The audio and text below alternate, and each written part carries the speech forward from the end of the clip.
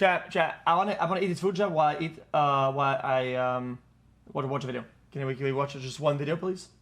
Can we link something good? Foreign, new foreign, really? I'll watch it. Aura. What is that?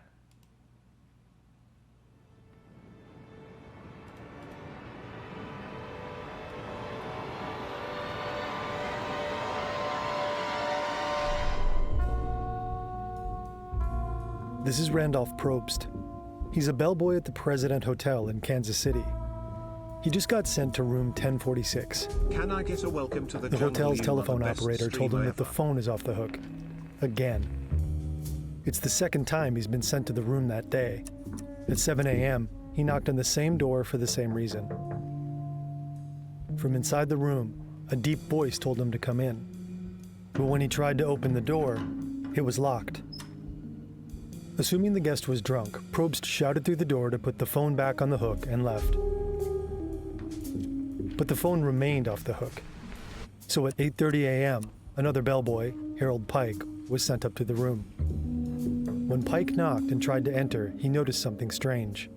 The door handle turned freely, meaning it was locked from the outside. If it had been locked from the inside, the handle wouldn't have turned at all. So Pike used his passkey to enter the dim room. What? There, he found a naked man lying on the bed, breathing heavily. There was a dark spot on the sheets next to him, but with the shades drawn, it just looked like a shadow. Pike picked up the knocked-over telephone stand and placed the phone back in the hook. When he left the room, he locked the door from the outside, leaving it just as he had found it. Now it's 11 a.m., and once again, the phone is off the hook. No, go back. Doesn't make sense. Pike picked up the knocked-over telephone stand and placed the phone back in the hook. When he left the room, he locked the door from the outside, leaving it just as he had found it. Now it's 11 a.m. They're usually next to the bed, no? The phone is off the hook. Probst knocks 3 times, but there's no answer. So he uses his key and opens the door. Less than a meter in front of him is the naked man, crouching on his knees and elbows with his head in his hands. Probst turns on the light. There's blood everywhere. It's all over the walls, the bed, and the bathroom. The man has a head wound. Frightened, Probst runs out and alerts the assistant manager, Mr. M.S. Weaver. The staff call for a doctor and notify the police.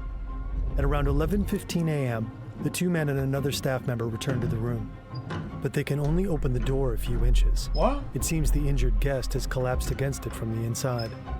15 minutes later, Dr. Harold F. Flanders arrives at the scene.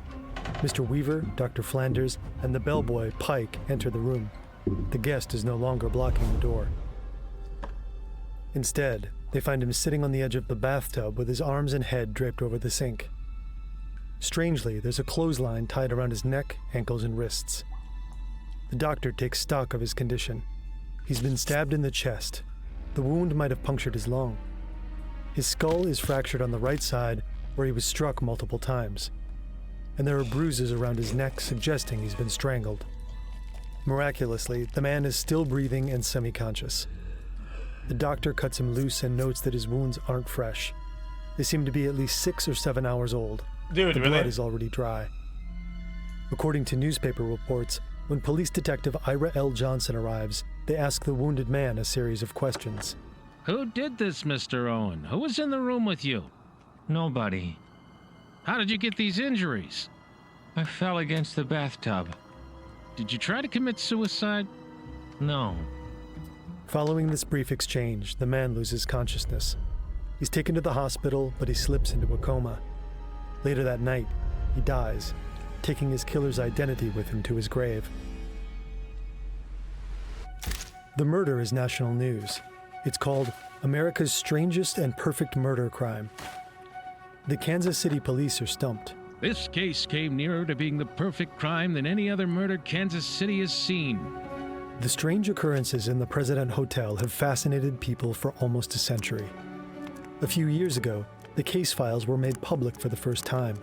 Some 500 documents contain detailed witness accounts, anonymous phone calls, letters from a dead man, and a mysterious object found in an attic decades later. This is the unsolved murder in room 1046.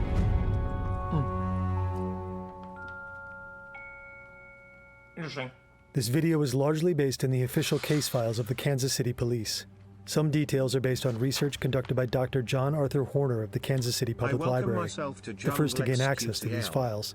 We also reference the 1943 article Mystery Murder, Room 1046 by the Newcastle Sun. Further sources can be found in the description. Oh, and yes, we fully recreated the room and hallway to bring this story to life for you. What? What? It's afternoon, and bellboy Randolph Probst is asked to escort a new guest to his room. The guest is Roland T. Owen. He looks young, but his age is hard to guess. He could be anywhere from his early 20s to his mid-30s. No, I'll get this shot. He's well-dressed in a black overcoat with a heavy-set build and brown hair. He also has cauliflower ear, giving him the look of a boxer or a wrestler. They take the elevator all the way to the 10th floor. While checking in, the young man had made a very specific request. He asked for a room several floors up with a window that didn't face the street. I'll give it a shot. He's assigned to room 1046. In the elevator, Owen tells Probst that he stayed at the nearby Mulebach Hotel the night before. When they enter the room, Probst turns on the light. He observes Owen taking a brush, comb, and toothpaste out of his overcoat pocket and putting them above the bathroom sink. Strangely, they're the only items he checked in with. As they leave the room, Probst turns off the light, locks the door from the outside, and gives the key to Owen. They ride the elevator down to the lobby together, and Owen leaves the building. Chat, he's a boxer who's involved with the mafia, and they want him to set and fix a bet on a fight, and he didn't, and then they got him. Bang! That's my Around 40 minutes later, cleaning lady Mary Soptic knocks on the door of room 1046. To her surprise, Owen opens it. She had expected a female guest, so she excuses herself, telling Owen she'll call again later. But he doesn't seem to mind. Entering the room, Soptic notices the blinds are drawn tight.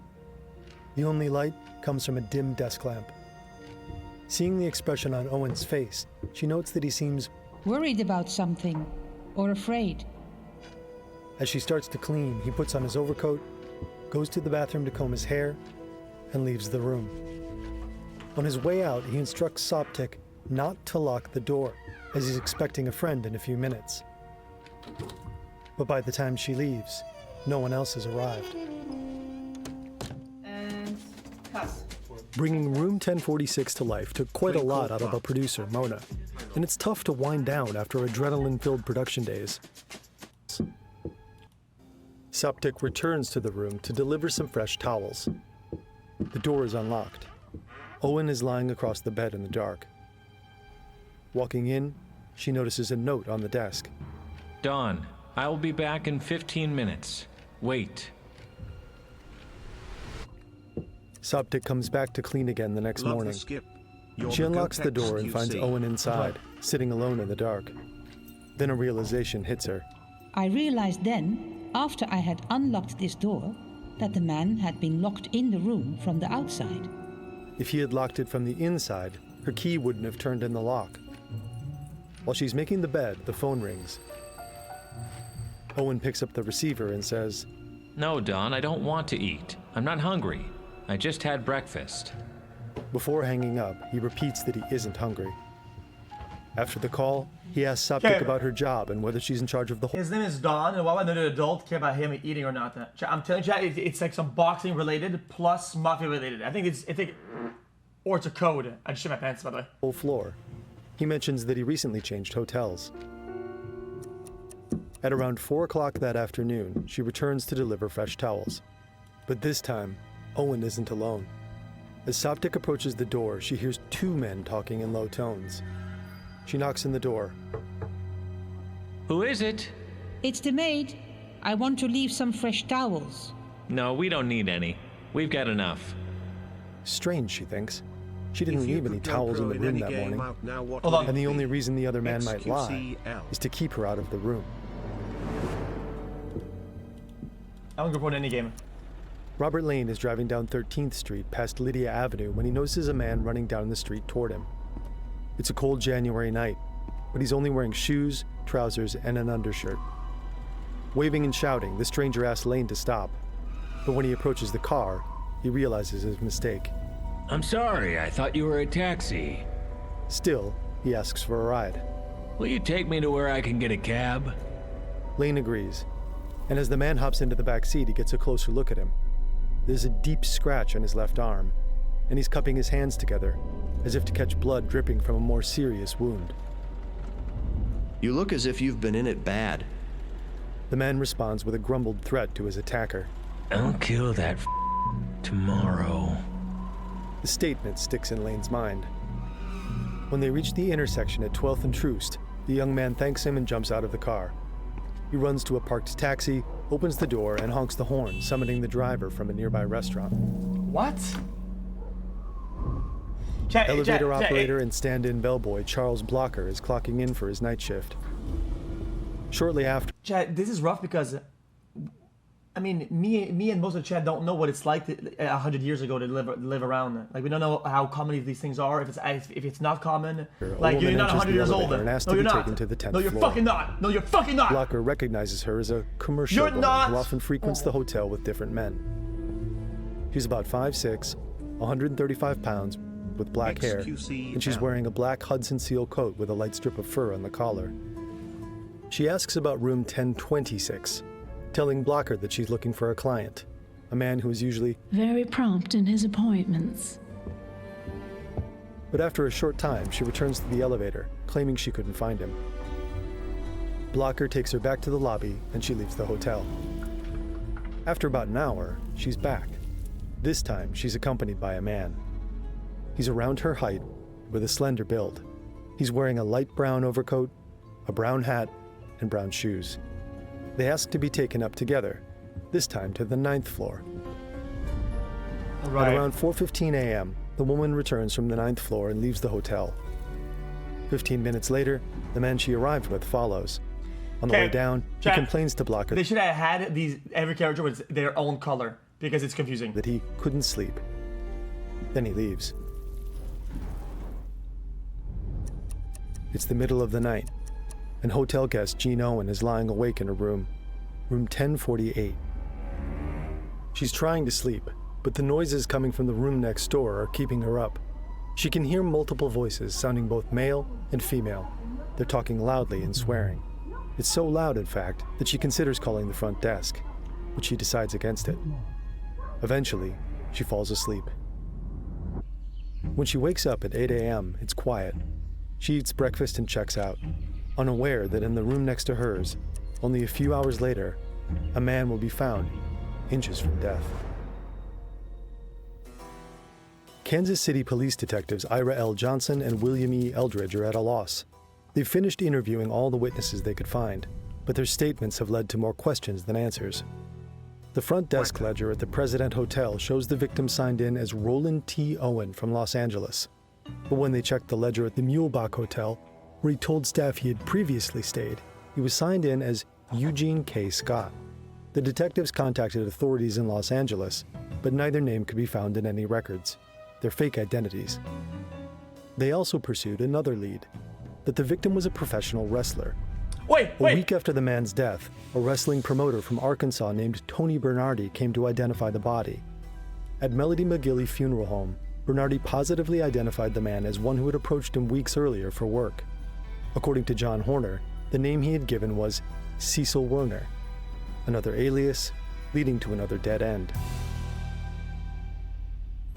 Based on the accounts of the hotel's maiden bellboy, someone clearly locked the victim in his room.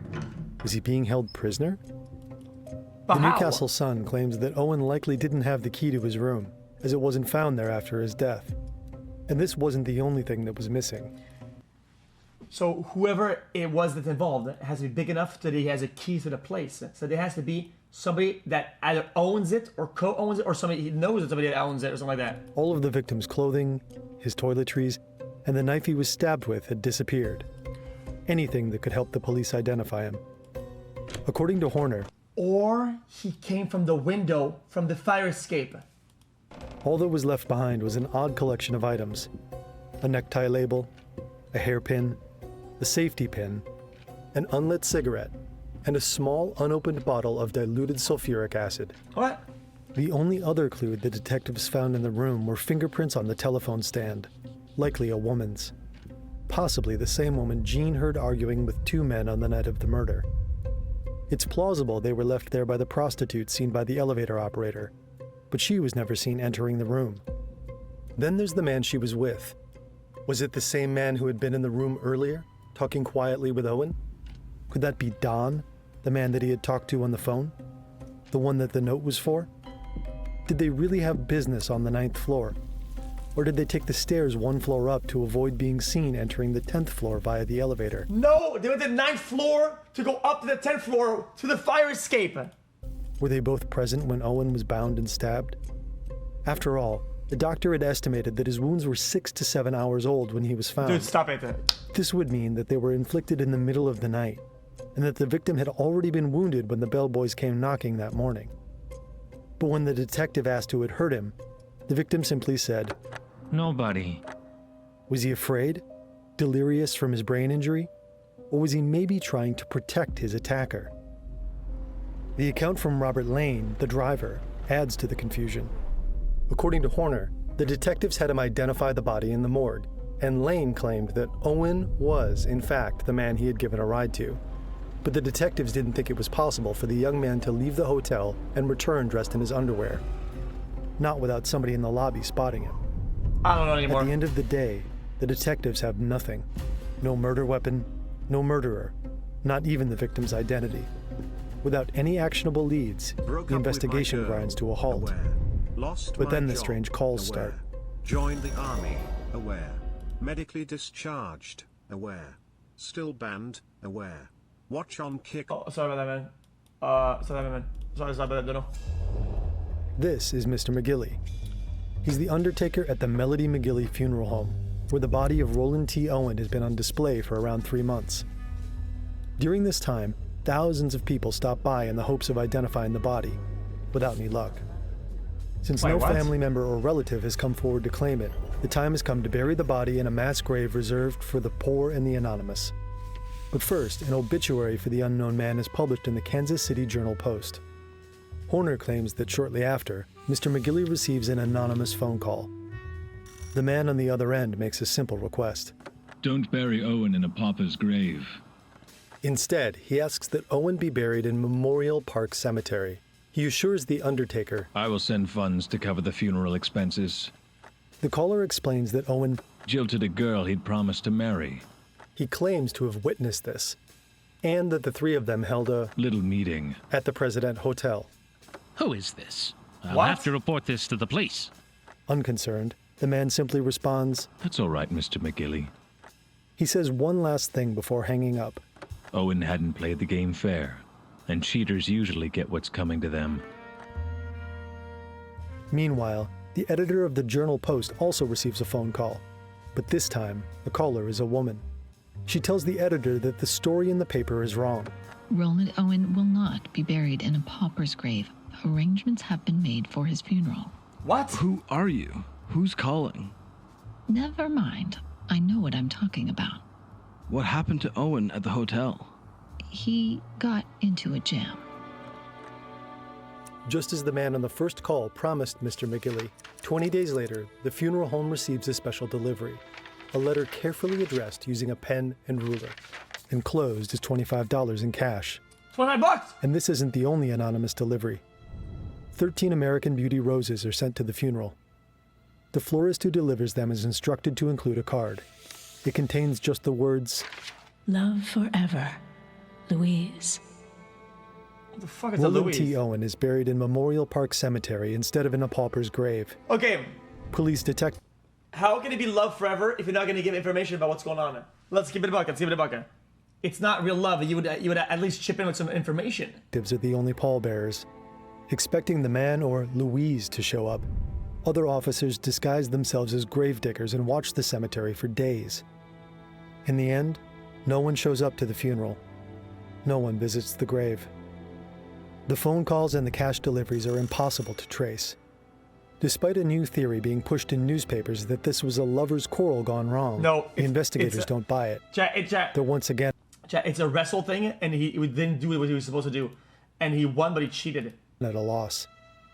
For almost 2 years, the trail goes cold, until a certain woman randomly stumbles on a curious newspaper article titled The Mystery of Room Number 1046.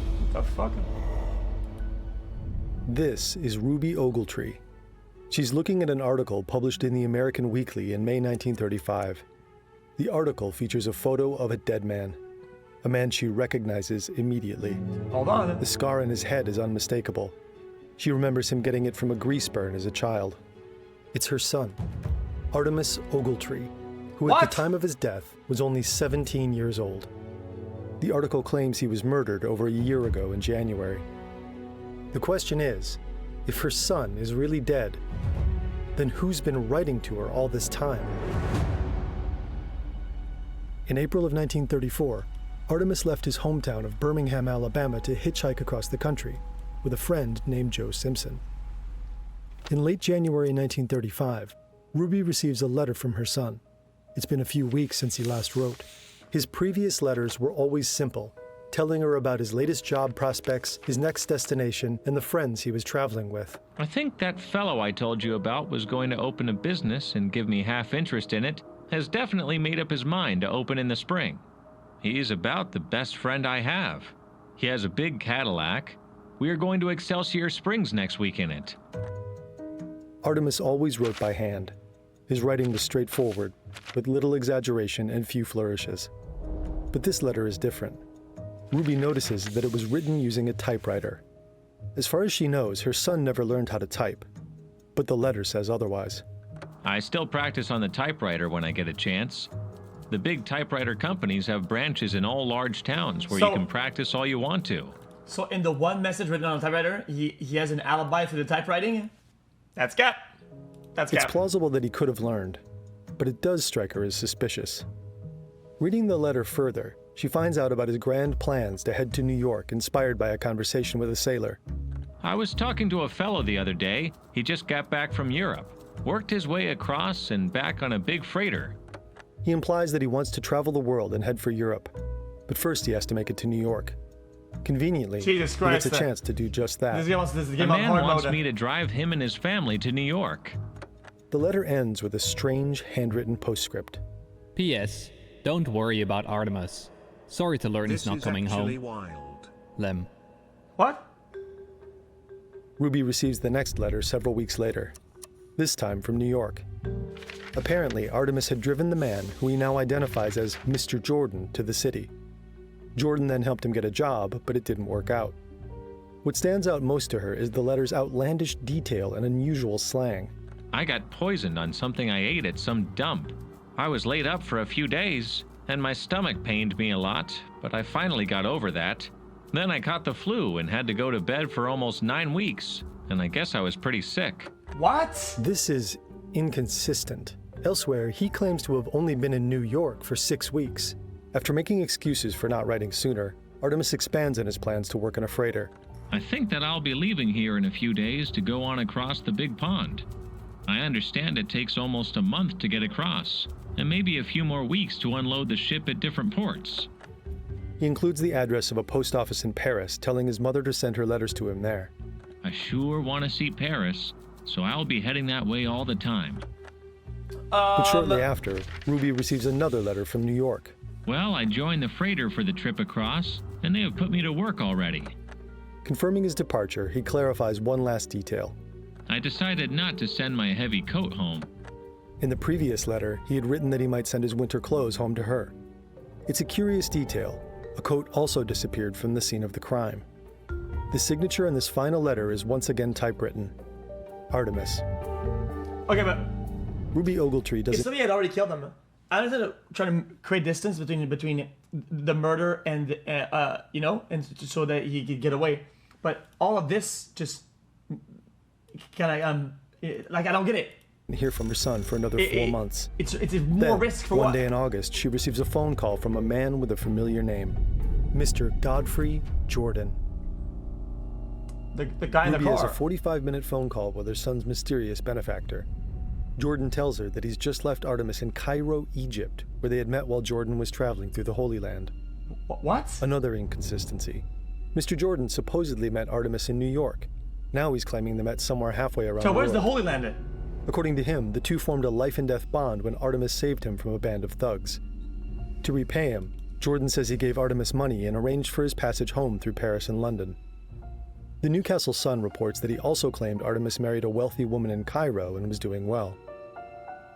Conveniently, he even has an explanation for the typewritten letters. Apparently, Artemis lost his right thumb during the fight for Jordan's life. Because of this injury, he could no longer hold a pen to write. This also doesn't make much sense. Why would he have started typing in New York even though he only lost his thumb in Cairo? Ruby is understandably alarmed by the call. Jordan assures her that Artemis is fine and will be home for Christmas. He urges her not to worry about not hearing from her son. But she doesn't buy it. The story simply seems too outlandish. Exactly. So she begins an investigation of her own. First, she contacts the American Consul General in Cairo. Chat, 100 years ago, Chat, let's say you wanted to do your own investigation. I mean, this shit's cooked already, no? I mean, did you have to contact people through fucking Pigeon Voyager or some telepathy or some bird or whatever? Details her call with Jordan and asks them to find her son. You're not seeing the information back, like... The consul replies a few weeks later. They are unable to find any trace of him. Then she writes to the director of the FBI, J. Edgar Hoover, asking for any information. Oh, so, okay. 10 days later, Hoover replies. What? A search of the Bureau files has failed to disclose any information about her son. She also writes to the Department of State to inquire about Artemis's passport. No record is found of such a document ever being issued to him, meaning legally he couldn't have traveled to Egypt. Making no progress with her inquiries, she has one last hope, that her son will make his way home for Christmas. But despite Jordan's promise, Artemis never shows up. Desperate, Ruby makes a last-ditch effort to find her son. She sends a letter to the president, Franklin D. Roosevelt. Oh, okay, it contains a photo, a description, and a mother's plea. I fear he has fallen into the hands of some gang, or something has happened to him. I simply must find some trace of him. Her letter to the White House is forwarded to the FBI. 8 days later, she again receives a response from FBI Director J. Edgar Hoover. Please be advised that this photograph is being retained in the files here for future reference. Regarding your son, you'll be promptly notified. The picture she sent isn't linked to the murder in Kansas City. Things don't fall into place for Ruby until she sees her dead son in that article 10 months later. The identification of Roland T. Owen as Artemis Ogletree breathes new life into the investigation. With the victim's real name, the detectives are able to retrace his steps. At the time, let's be honest, if you have a Cadillac and you're opening a big business and you give somebody 50%, whatever, let's give it a buck. There's in some bad shit, low-key. They discovered that for several months he had stayed at a third place in Kansas City, the St. Regis Hotel. There, he checked in with a companion, a man who signed the register as Donald Kelso, presumably the Don. Oh! In 1937, there finally seems to be a break in the case. A man is arrested in New York. A career criminal who is known to have used Donald Kelso as an alias before. A man who served time in a psychiatric ward in Artemis's hometown of Birmingham, Alabama. A man convicted of a murder in New York that had striking similarities to the Ogletree killing. According to a New Yorker article from 1938, he had shot his roommate, dismembered him, and attempted to ship the nude body to Memphis in a steamer truck. His real name is Joseph Ogden. Wait, Ogletree! Police Chief Otto Higgins decides that the cases have too many things in common for it to be a coincidence. To prove the connection, the police send samples of Joseph Ogden's handwriting in the hotel register. There's a guy named Ogletree and a guy named Don. Ogden, Ogletree. It's like he's just mixing the words around it. To the FBI. But the tests are inconclusive. Still, Chief Higgins is convinced that Ogden is the killer. In the minds of the police, the murder is solved. We have the picture of Joseph Ogden and are satisfied that he is the man known to us as Don Kelso. And the letters written to his mother, all check. You might call it a mother's intuition. Ruby Ogletree doesn't believe Ogden is her son's killer. To her, the letters and the phone call she received were too personal. They didn't seem like the work of a random gangster. It was somebody who was but close to somebody him. who knew her son intimately. Someone like his friend Joe Simpson. Yeah! And Ruby has mentioned her suspicions about Simpson to the police before. Mrs. Ogletree does not know of anyone her son left Birmingham with, except Joe Simpson. But the detectives have already corresponded with Simpson by letter. He claimed that he traveled with Artemis to Los Angeles, where they split up, never to meet again. Less than a month after Higgins writes that he's satisfied Ogden is the killer, Ruby writes to him again, urging him to look into Simpson. I really do believe Joe Simpson can give us some real information, if you could only make him talk. But the detectives ignore her suspicions. In their eyes, his alibi doesn't warrant further investigation. So Ruby continues her investigation alone, determined to find an answer. Her first lead is a letter Joe Simpson had sent after it became public knowledge that Artemis was the victim in the mysterious murder in room 1046. In it, he told the same story he had presented to the police. I was horrified to read of the atrocious slaying of your son. Artemis was a good boy, and I'm sure he wasn't involved in anything illegitimate. Wait. If there's anything I can do to aid in the solving of this case, I will be very glad to help. This thoughtful gesture also contained an interesting postscript. P.S. Artemis and I left Birmingham alone. Only two of us. If true, this means that Simpson was the only person on record to have seen Artemis alive before he re-emerged under different aliases in Kansas City. Ruby becomes even more suspicious when she finds out Simpson had failed to visit her while in Birmingham for work. xQc. He'd promised to do so multiple times. Clearly, he's avoiding her for some reason. She wants to speak to him face to face, so she hunts him down. Reasonable. Ruby, her husband, and a friend track Simpson to the house of one of his friends, Bill Hogan. Simpson's car is parked in the street, so Mr. Ogletree goes to look for him, leaving his wife and her friend behind. It takes over an hour for Joe and his friend Bill to come outside. All five sit in the Ogletree's cramped car together. Mexican standoff. Joe. Well, 5 years are a long time for one to keep trying to see one. I had been told he did not intend to see me at all. Joe tells Ruby that he had only avoided seeing her because he was afraid she would cry. It seems to her that Joe answers her questions very carefully. Mostly, he claims not to remember. But a few key things stand out to her. The first is Simpson's voice and speech patterns. During her call with Godfrey Jordan, she had noticed a specific verbal tic.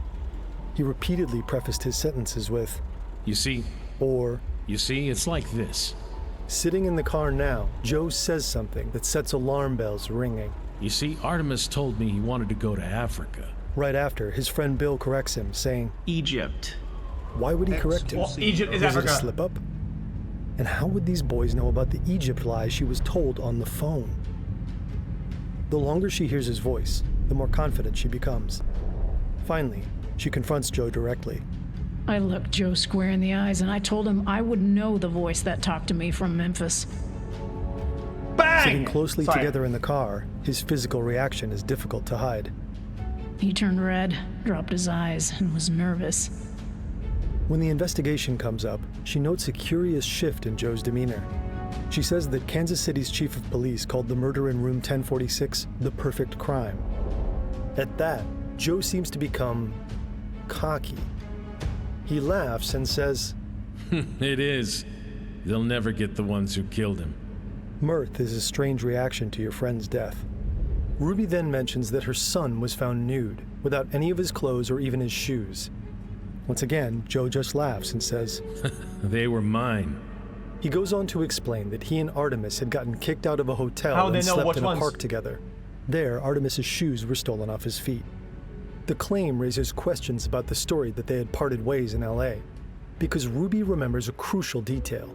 Artemis had wired her about buying a new pair, and the wire had been sent from Kansas City, Missouri. If Joe remembers Artemis needing new shoes, it's likely the boys were together in Kansas City. Then Joe implies that he couldn't have been with Artemis because he was in high school during that time in 1935.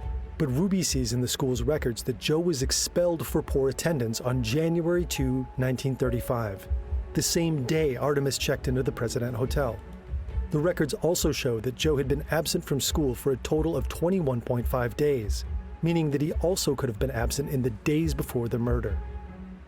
Finally, Joe claims to have stayed in touch with Artemis after they split up. So it's just him then? He promises Ruby he'll send her a letter he received from Artemis. A letter he claims was badly typed. Ruby knows all the letters Artemis would have sent while he was with Joe were handwritten. The letters she'd received from the imposter after her son's death weren't public knowledge. Why does Joe claim that Artemis used a typewriter? Did he receive a letter from the same imposter? Or is he himself the imposter? In talking with the boy, Joe Simpson, I was reasonably convinced that he is the person that talked to me 7 months after my son was killed. Ruby never receives a letter from Joe after their meeting. Okay, when he sure. fails to deliver on his promise, Chat, if this was Among Us, I already voted. Chat, everybody voted already. she writes up their entire conversation in detail and reports it to the Kansas City Police Department. But Joe is never prosecuted for the murder of her son. More than a decade passes. The murder in room 1046 is still unsolved. Well, it's solved, but... Then, in 1950, the FBI analyzes the handwriting samples from Joseph Ogden and Don Kelso again. This time, they come to a definitive conclusion. The handwriting doesn't match. Ogden was most likely not the killer. Donald Kelso is never identified. The case goes cold once again, until a final mysterious phone call is made, over 50 years later. What? Dr. John Horner is a researcher and librarian at the Kansas City Public Library. He claims that one day he receives an anonymous phone call from out of state. The caller recounts clearing out the possessions of an elderly person who had recently died. Among the things they found was a box. Inside was a collection of newspaper clippings about the murder of Roland T. Owen. But there's more. The box also contained something mentioned in the newspaper stories. Horner asks what the item is, but the caller refuses to identify it. Without giving their name, the caller hangs up and disappears.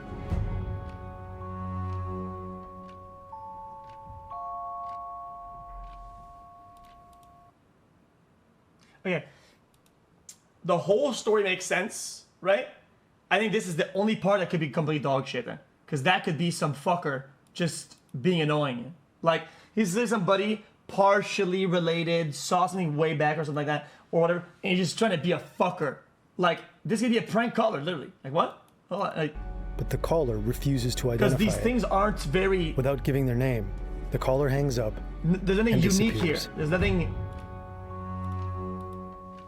It's not like he says something that nobody knows or whatever, and then it's like, oh, okay, now this is more valid. It's just a random guy.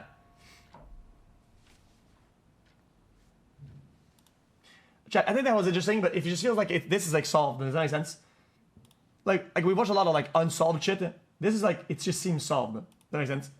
So it's gonna, like, am I making sense?